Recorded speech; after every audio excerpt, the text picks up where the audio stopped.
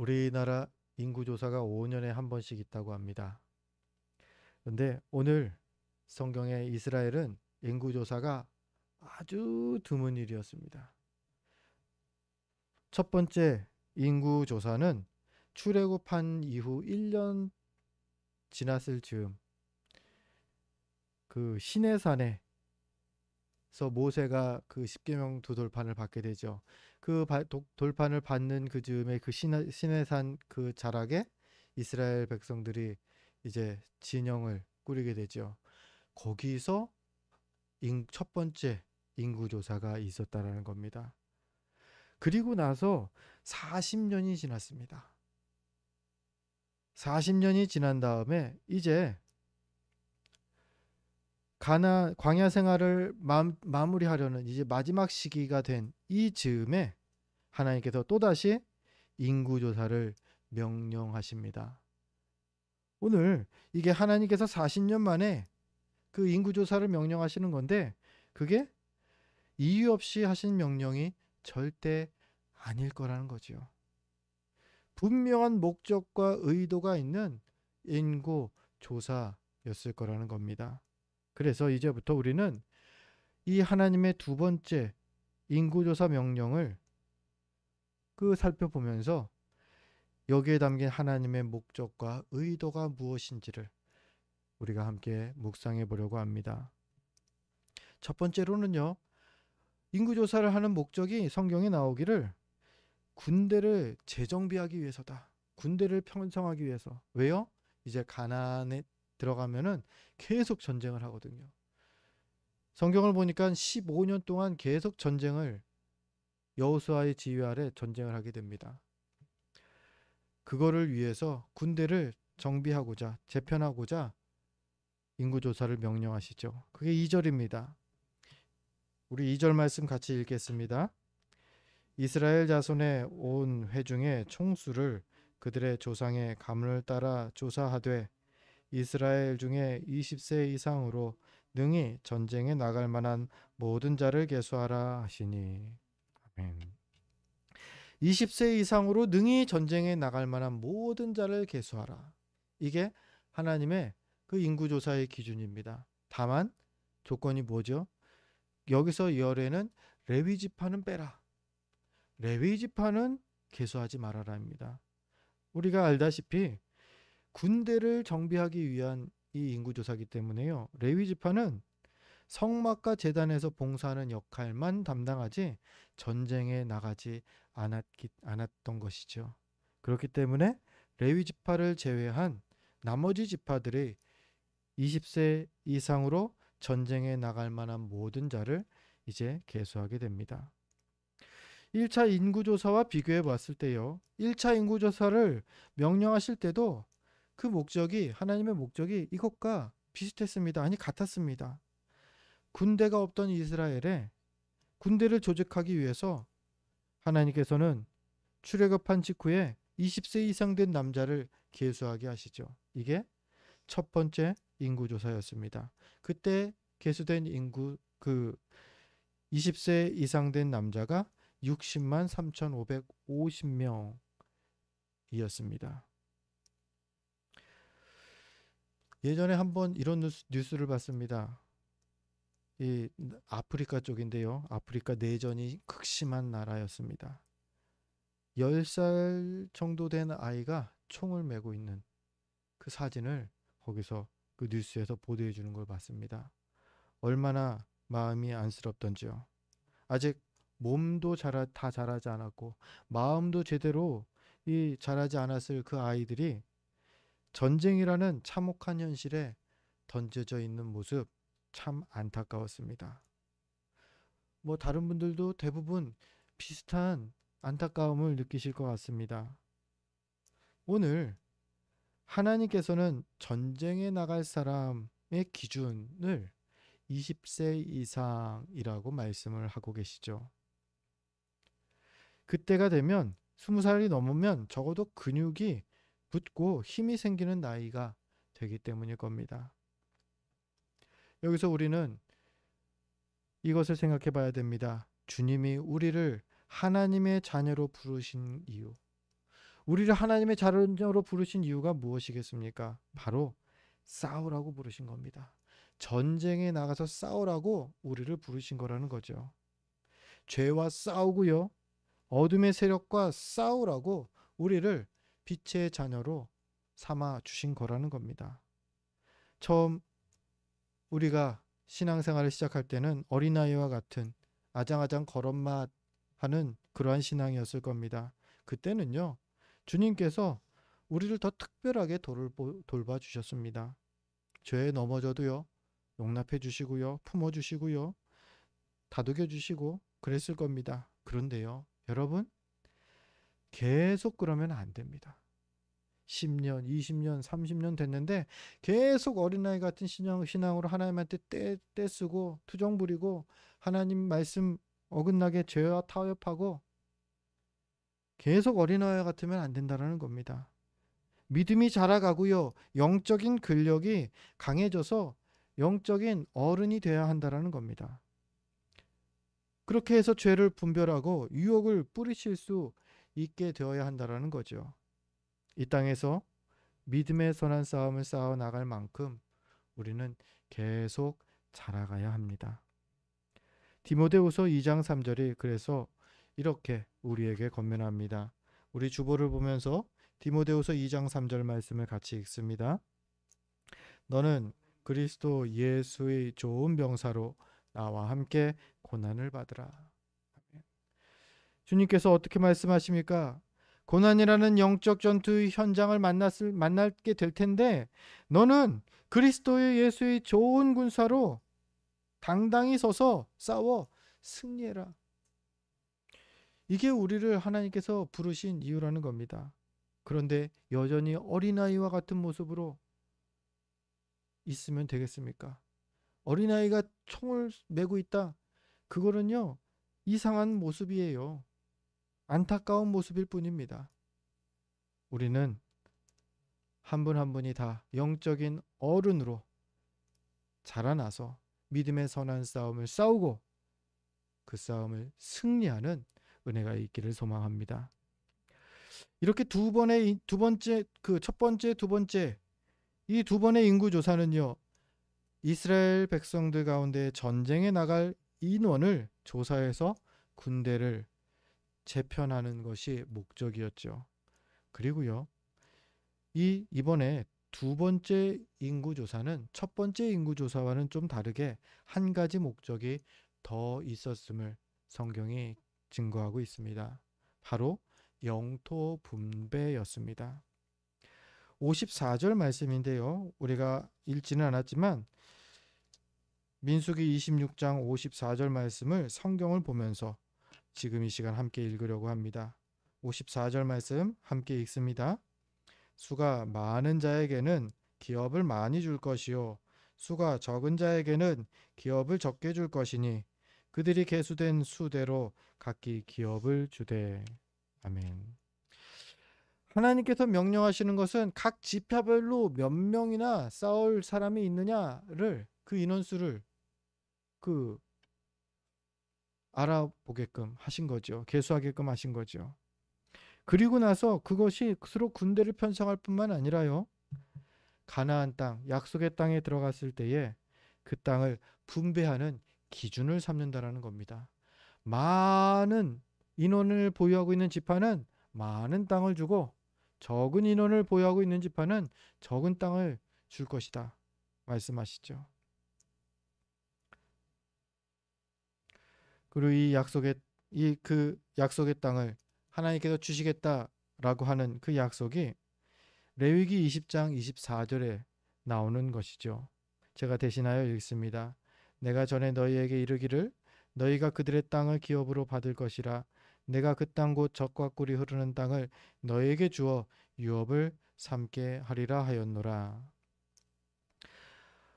지금 54절에서 하는 말씀은요. 이전에 레위기에서 하셨던 하나님께서 약속하셨던 그 말씀을 이루시겠다라는 분명한 또한 선언이기도 하십니다. 내가 땅을 줄 거니까 미리 너희 가위바위보 해놔. 미리 다 해놓으라는 거예요. 그때 가서 뭐 이거 땅 나누고 그러지 말고 지금 다 해놔. 거기에는 무슨 전제가 깔려 있습니까? 이미 땅을 주시겠다라는 확신. 분명히 땅을 주시겠다라는 약속이 거기에는 담겨 있는 것이죠. 이 두 번째 인구조사에는요, 이 하나님의 가나안 땅을 반드시 주시겠다라는 그 약속 또한 담겨 있다라는 거죠. 그러면은 우리가 이 가나안을 땅 분배할 때에 그 기준에 대해서 두 가지를 우리가 확인해 볼 수가 있습니다. 가나안 땅 분배할 때 하나님께서는 그 인구 수대로 나누시겠다 말씀하고 계신다라는 겁니다. 땅을 분배하는 기준은 그 약속의 땅, 축복의 땅을 분배하는 기준은 인구수라는 거죠. 그래서 살펴봤습니다. 출애굽했을 때와 이제 광야 생활을 마치고 가나안 땅을 들어가기 직전의 이때 인구 차이가 얼마나 날까? 두 번의 인구 조사를 비교를 해봤더니요. 수가 가장 많은 지파는 첫 번째 인구 조사도 그렇고 두 번째 인구 조사도 마찬가지였습니다. 바로 유다 지파가 가장 수가 많았습니다. 이 두 번째 계수할 때에는 76,500명. 첫 번째 계수할 때도 7만 명이 훨씬 넘는 그런 숫자였습니다.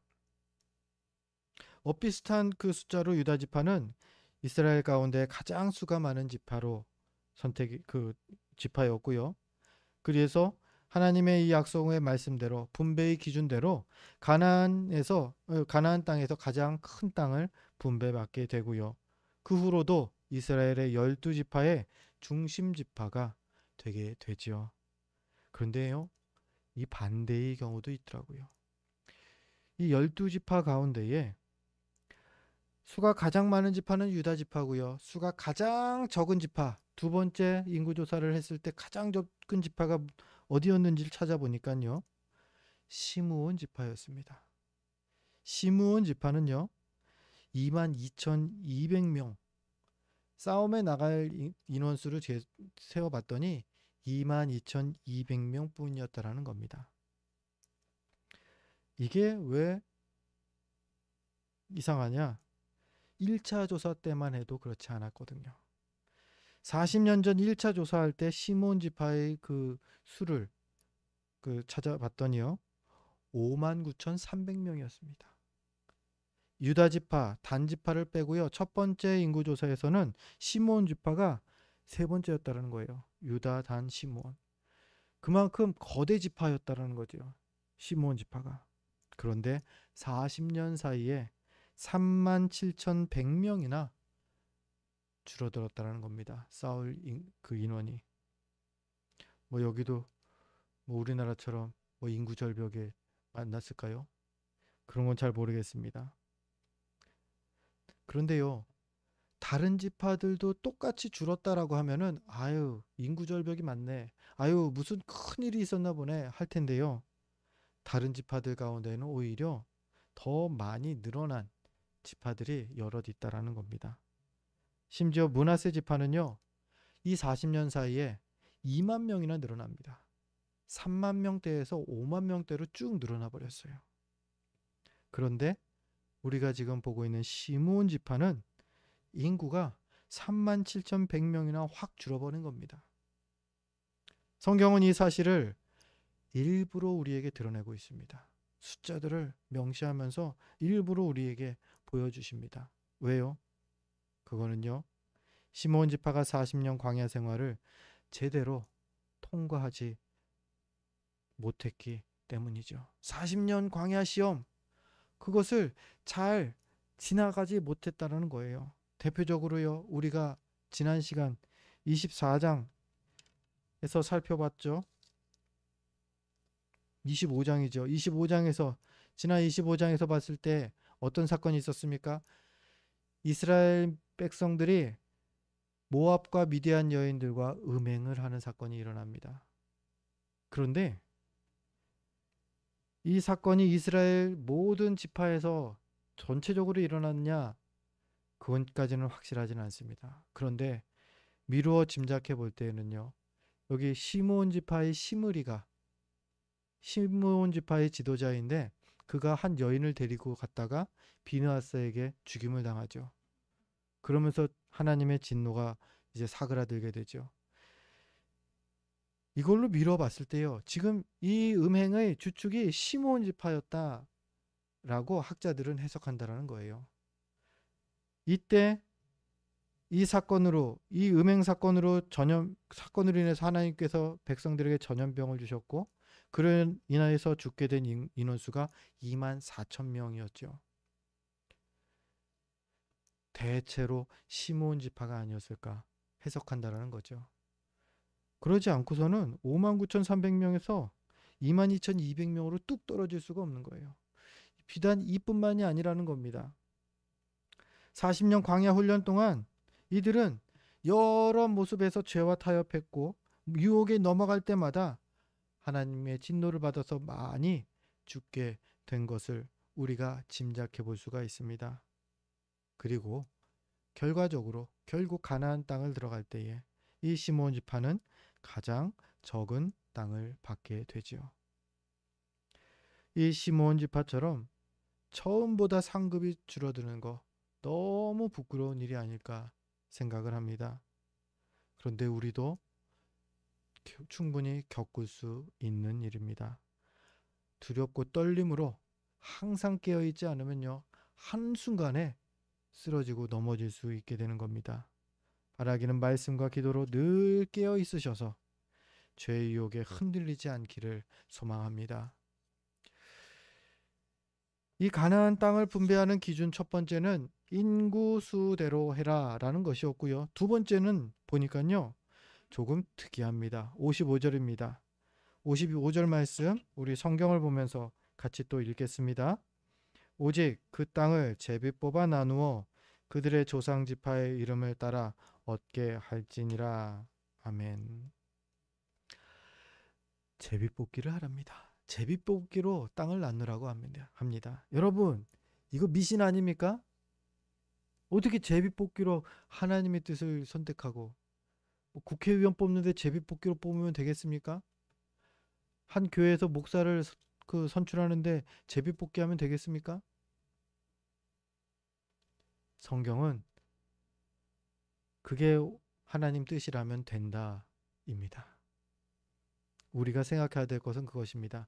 제비뽑기 자체가 부정하고 제비뽑기 자체가 합법적이지 않고 너무 유행을 바라는 거다라고 말하기 전에요, 하나님의 방법이 무엇인가? 하나님의 방법이 무엇인가를 우리가 생각해야 된다는 겁니다. 하나님의 방법은요, 하나님이 뜻하시는 방법은 다 하나님의 방법입니다. 제비뽑기도 하나님의 방법이 될 수 있다는 거예요. 항상 모든 제비뽑기가 하나님의 방법이라는 뜻은 아니지만 말입니다. 오늘 본문에서도 그렇죠. 이스라엘 12지파가 무려 땅을 분배하는 제비뽑기를 하는 건데, 땅을 분배하는 일을 하는 건데 그걸 제비를 뽑아서 한다는 거예요. 요행수 같이 들릴 겁니다. 그런데요, 하나님의 뜻이 여기에 있다면, 하나님께서 이렇게 하라 말씀하신다면 이것 또한 하나님의 방법인 것이죠. 구약에 보니까는 이제 가나안 정복 전쟁 당시에도 제비뽑기를 했던 기록이 있습니다. 바로 여리고성 다음 아이성을 정복하는 전쟁이 때였죠. 그 작은 아이성을 정복하는데 이스라엘이 패배합니다. 그리고 패배의 원인을 하나님께 여쭙자 누군가 여리고성에서의 그 재물들을 감추어 둔 자가 있다. 그것을 찾아 해결하기 전에는 나는 너희에게 승리를 주지 않겠다 말씀하십니다. 그래서 여호수아가 그 한 명을 잡으려고 제비를 뽑습니다. 12지파를 불러서 지파마다 하나씩 뽑게 합니다. 그리고 뽑힌 지파에서 또 족장들을 불러서 그 족장들을 뽑게 하고요. 그 족장들 가운데, 뽑힌 족장 가운데 그 가문 어른들을 뽑게 합니다. 그래서 결국 잡힌 게 아간이었죠. 아간이 잡혀갖고 아간이 성토합니다. 내가 이만큼을 그 땅속에다 묻어뒀습니다. 그 아간이 처벌되었을 때에 하나님께서 이스라엘이 다시금 승리케 하시죠. 아이성 패배의 원인인 아간을 잡을 때 제비를 뽑았습니다. 신약으로 오니까는 또 제비를 뽑은 기록이 또 있습니다. 예수님의 12번째 제자였던 가룟 유다가 배신하자 이제 예수님이 부활하시고 승천하십니다. 그리고 12번째 제자를 다시 뽑도록 예수님께서 명령하셨을 때 그 12번째 제자를 뽑는 방법을 베드로는 제비를 뽑아 12번째 제자를 뽑는다 얘기를 합니다. 그리고 그렇게 뽑힌 12번째 제자가 마띠아였죠. 이 공통적인 거는요. 이 제비 뽑기 자체가 하나님의 방법은 아니지만 하나님의 주권을 먼저 고백한 이후에 이들은 제비를 뽑았다라는 겁니다. 하나님이 이 제비 뽑기를 통하여 역사하여 주옵소서. 하나님의 방법이 하나님의 뜻이 있다면은 제비 뽑기조차도 하나님의 방법이 될 수 있다라는 거죠. 그럼 또 다른 하나님의 방법들은 뭐가 있을까요? 비교를 위해서 성경을 좀 찾아봤습니다. 또 다른 하나님의 방법, 성경에 보니까 사람에게 사모하는 마음을 주는 것, 또 하나님의 방법이시더라고요. 하나님이 누군가를 택하실 때 그 마음에 사모하는 마음을 주신다는 겁니다. 이 출애굽기를 하고서 그 성막에 기구를 만들던 부살렐이라는 인물이 있습니다. 그 부살렐을 하나님께서 그 택하실 때에 죄송합니다. 전도서 3장 11절입니다. 전도서 3장 11절 말씀이 먼저인데요. 우리 전도서 3장 11절 말씀을 우리 주보를 보면서 같이 읽도록 하겠습니다. 하나님이 모든 것을 지으시되 때를 따라 아름답게 하셨고 또 사람들에게는 영원을 사모하는 마음을 주셨느니라. 아멘. 사모하는 마음을 주심으로 하나님께서 그 일하신다. 하나님께서 우리를 사용하신다라는 겁니다. 여러분, 저뿐만 아니라 저도 그렇고 여러분이 이 자리에 나와서 예수를 그리스도로 고백하는 것, 그 시작점이 바로 이 마음입니다. 내가 왜 하나님을 믿게 됐지? 내가 어쩌다가 이렇게 교회에 맨날 나오는 사람이 됐지? 그 시작은 하나님께서 우리 안에 주신 영원을 사모하는 마음에서 시작됐다라는 겁니다. 갈급한 마음, 갈급했던 심령. 내가 이 땅에서의 삶이 끝나는 그 이후의 순간을 이제 생각하게 되고 고민하게 되는 그 순간. 그러한 과정을 통하여서 하나님께서 영혼을 사모하는 마음을 우리 가운데 주셨기 때문에 우리가 하나님께 지금 나오게 된 겁니다. 또 있습니다. 사모하는 마음을 주셔서 우리를 하나님께서 택하시기도 한다 말씀드렸고요. 또 어떤 방법을 하나님께서 택하시냐? 그냥 콕 집으시기도 한다라는 겁니다. 지명한다. 아까 너무 미리 말씀을 드렸는데 부살렐이 그랬습니다. 성막에서 처음에 기구를 만들었던 부살렐이 바로 이런 사람이었습니다. 출애굽기 31장 2절 말씀 우리 같이 함께 주보를 보면서 같이 읽겠습니다. 내가 유다 지파 훌의 손자요 우리의 아들인 부살렐을 지명하여 부르고. 지명하여 불렀다. 그럼 뭐예요? 다른 사람은 안 되고 딱 너, 얘만 돼. 이게 지명하여 부르는 거죠. 내가 너를 지명하여 불렀나니 너는 내 것이라. 바로 우리 한 명 한 명을 하나님께서 또한 지명하여 부른 존재들이라는 겁니다. 성도로 또 목회자로 부르신 것이죠. 그리고 우리 세움교회의 성도로 하나님께서 부르신 거예요. 그래서 제비를 뽑는 것만이 하나님의 방법이 아니라요. 사모하는 마음을 주시고 또 콕 집어서 지명해서 부르시는 것 또한 하나님의 방법인 것입니다. 하나님께서 일꾼을 부르시는, 교회를 세우시는 방법, 하나님의 일을 행하시는 방법인 것이죠.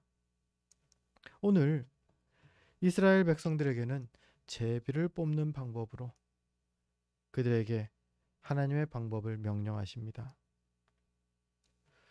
이제 가나안 땅을 분배하는 데 있어서 첫 번째 기준은 인구수대로 나눈다. 두 번째는 제비를 뽑아서 나누어야 한다. 였고요. 세 번째는 57절부터 62절까지 쭉 나오는 내용인데요. 바로 레위 지파는 제외한다 입니다. 62절 말씀만 우리 같이 한번 읽어볼까 합니다. 민수기 26장 62절 성경을 보면서 함께 읽겠습니다. 1개월 이상으로 계수된 레위인의 모든 남자는 2만 3천 명이었더라. 그들은 이스라엘 자손 중 계수에 들지 아니하였으니 이는 이스라엘 자손 중에서 그들에게 준 기업이 없음이었더라. 아멘. 그들은 이스라엘 자손 중 계수에 들지 아니하였으니 왜요? 기업을 땅을 주기로 하지 않았다라는 거예요. 레위 지파에게는. 레위 지파는 그래서 따로 계수합니다. 따로 숫자를 셌어요. 태어난 지 그 60살 이상이 아니라 태어난 지 한 달 이상 된 모든 남자들을. 그랬더니 레위 지파의 그 사람 수가 2만 3천 명이었다. 기록하고 있습니다.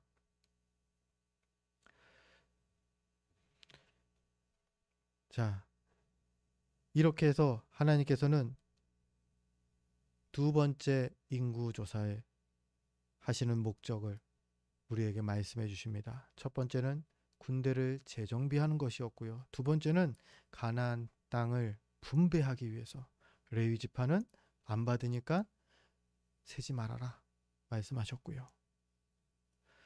그리고 이 두 번째 인구 조사에 담긴 세 번째 하나님의 의도는 바로 광야 은혜를 깨닫게 하기 위해서라는 것입니다. 광야에서 이스라엘 백성들이 어떤 고난을 겪었습니까? 많은 일들이 있었지만 큰 사건들로 보면요. 11장에서 민수기 11장에서 우리가 다베리아 불평 사건을 본 적이 있습니다.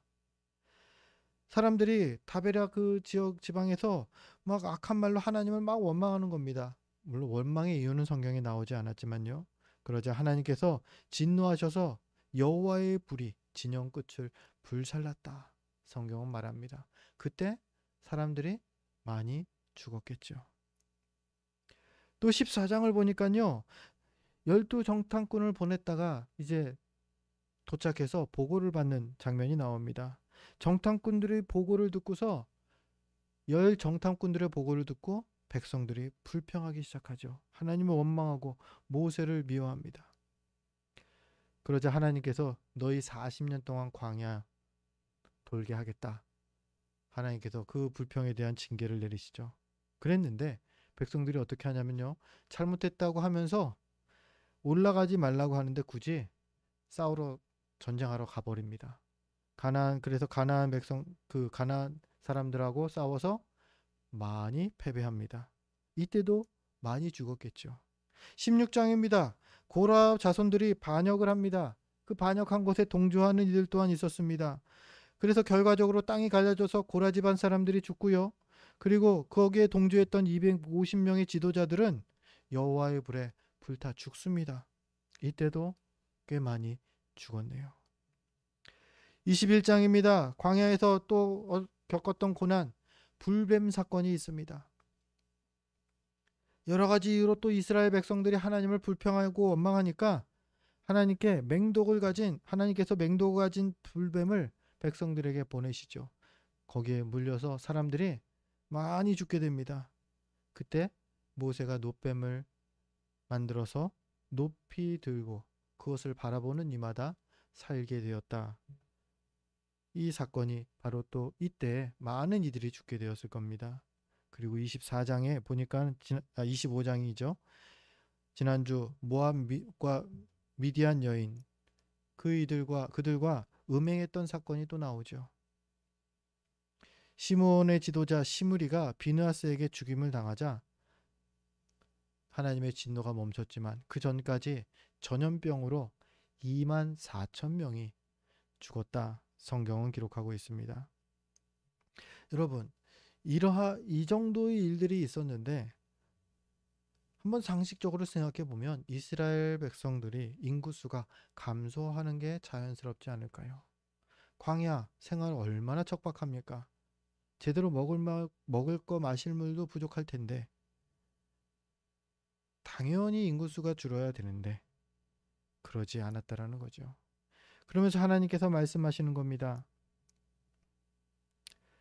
여러 고난을 너희가 많이 겪었을 것이다. 그럼에도 불구하고 내가 너희를 지키고 보호하고 은혜를 베풀었기 때문에 지금 너희가 이렇게 서 있는 것이다. 어떤 은혜들을 베푸셨습니까?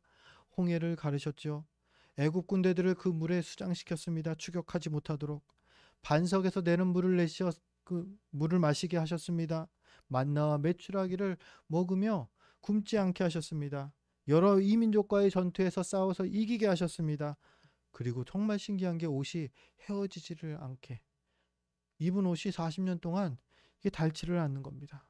그러한 특별한 은혜를 광야 40년 동안 경험하게 됐지요. 그리고 무엇보다도요. 여러 이러한 고난들을 겪었으면서도 인구수가 변하지 않은 것. 이것이야말로 또한 하나님의 엄청난 은혜가 아니겠습니까? 1차 인구조사에서는요. 앞서도 말씀드렸지만 60만 3,550명의 20세 이상의 장정이 계수가 되었습니다. 그리고 이번 2차 인구조사에서는 60만 1,730명이 계수가 됩니다.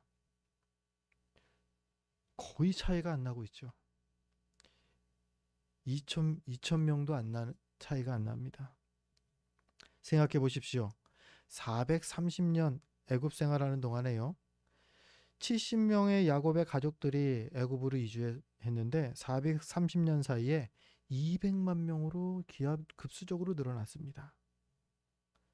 그렇다면은 만약 40년 광야 생활을 안 하고 애굽에서 40년 동안 그대로 노예로 있었다면 이 수가 아마 더 늘었을지도 모르겠어요. 120만 명? 이 장정이? 그럴지도 모르겠습니다. 그렇지만 하나님께서는 이들을 광야로 내모셨고요. 그리고 이들을 인구수가 크게 늘지 않게, 그렇다고 아주 많이 줄지도 않게 하셨다라는 거죠.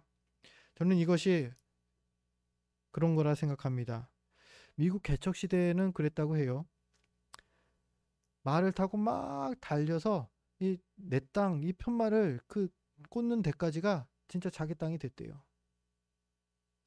그렇다고 해서 욕심 많은 사람들이 한참을 달려서 저 끝에다가 내 땅 찍어 놓고 다시 돌아와서 이제부터 여기가 내 땅이니까 울타리를 치겠다. 여러분 그게 될까요? 아니요. 내가 감당할 수 있는 양만큼의 땅, 내가 개간할 수 있는 양만큼의 땅만이 진짜 내 땅인 것이죠. 만약 그런 생각이 들었습니다. 만약 이스라엘이 그냥 애굽의 노예로 있었다가 그래서 더 많이 인구수가 늘었다면 어쩌면 40년 사이에 인구가 배가 됐을지는 모릅니다. 하지만 하나님께서는 거칠고 개간 안 된 땅 같았던 이스라엘 백성들을 광야로 내모셨고요. 40년 동안 하나님의 땅으로 개간하신 것이죠. 그냥 넓혀지는 땅이 의미가 있는 게 아니라 하나님을 아는 백성의 땅으로 시키신 것입니다. 오히려 광야라는 척박한 환경에서 지낸 것 치고는요. 인구수가 그대로 유지된 것이 대단한 일인 것이죠. 그리고 이스라엘 백성들의 그 심리는 어땠을까요? 가나안 전쟁을 앞두고 지금 백성들은 광야 40년 동안 있었던 여러 고난들 때문에 자기 민족이 많이 약화됐을 거라고 생각하고 있었을 것입니다. 하나님은 이런 그들의 우려를 인구조사로 없애주신 것이죠. 이렇게 인구조사는 이스라엘에게 자신감을 회복시키고 하나님의 향한 신뢰를 갖게 하기에 충분한 일이었습니다. 말씀을 정리합니다. 이렇게 하나님의 은혜는 광야 같은 고난 가운데서도 칠흑 같은 어둠 속에서도 우리를 떠나지 않으십니다. 고린도후서 4장 8절에서 10절의 말씀을 우리 같이 읽으며 말씀을 정리하려고 합니다. 주보를 보면서 고린도후서 4장 8절에서 10절의 말씀 함께 읽겠습니다. 우리가 사방으로 우겨쌈을 당하여도 쌓이지 아니하며 답답한 일을 당하여도 낙심하지 아니하며 박해를 받아도 버림받지 아니하며 거꾸러뜨림을 당하여도 망하지 아니하고 우리가 항상 예수의 죽음을 짊어짐은 예수의 생명이 또한 우리 몸에 나타나게 하려 함이라. 아멘. 그렇습니다. 우리 아버지께서는 사랑하는 자녀들이 고난은 당할지언정 우겨쌈은 당할지언정 쌓이지 않게 하시고요. 답답한 일을 당할지언정 낙심하지 않게 하실 것이고요. 박해를 받을지언정 버림받지 않게 하실 것입니다. 거꾸라뜨림을 당하여도 망하지 않게 하실 것입니다. 그렇게 우리를 꼭 붙잡아 주고 계신 것입니다. 바라기는 이 하나님의 은혜를 잘 알고 언제 어디서나 담대하게 믿음의 길을 걸어가는 저와 여러분 되시기를 주의 이름으로 축원드립니다. 기도드립니다.